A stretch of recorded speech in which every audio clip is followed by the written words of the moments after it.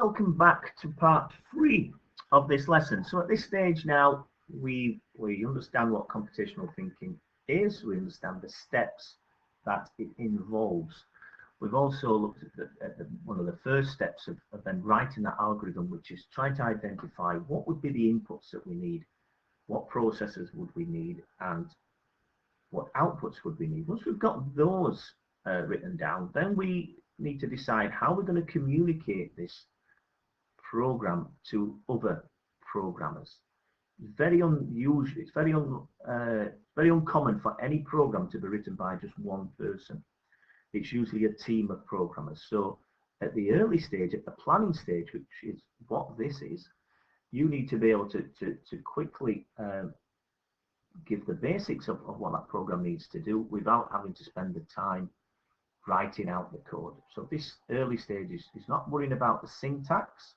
Remember, the syntax are the rules associated with certain programming languages. It's just about how do we communicate our ideas to other people.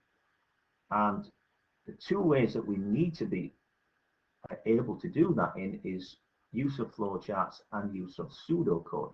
So this section looks at use of flowcharts, and hopefully this has been on your screen long enough for you to have also reminded yourself of what each of these symbols represents.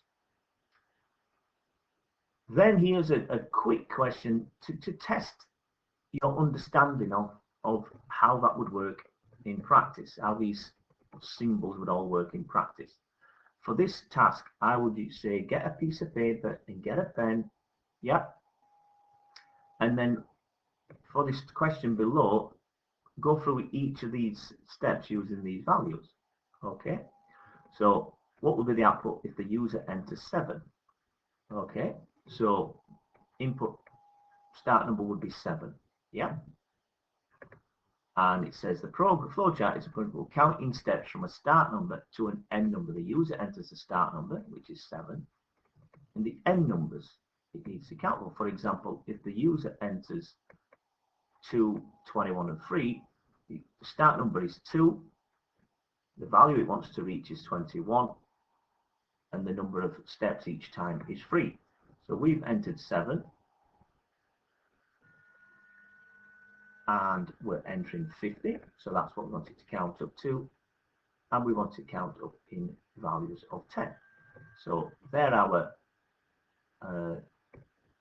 variables for those numbers: start number, end number, and the number of steps. So these, it's saying input the value of this variable, the value of this variable, and the value of this variable. Then we have a process. Okay, remember this symbol represents a process. The process is saying the number, so it's creating a new variable, and that's going to be equal to the start number. Okay, so is number, and then we've got the greater than and equal sign.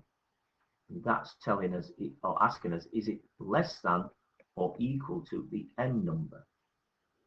If it is, output that number because it's completed. Sorry, if it's less than, sorry, my mistake. If it's less than, yeah, it's saying that we need to add a step. Okay, so we're going to output the number, and then we're going to say number will be equal to number plus step. So in our first instance, 7, yeah,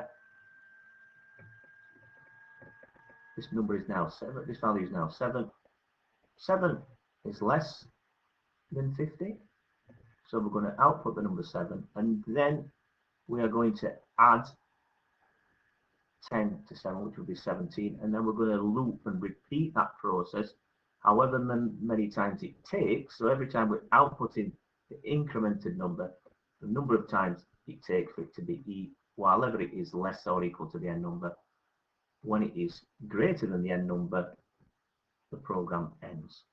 So you should, with that advice, be able to use a pen and paper to write down what those values would be and enter them here. So put a number, comma, space, then your second number, etc. Okay, hopefully that's enough information. You need to correctly do that task. Good luck.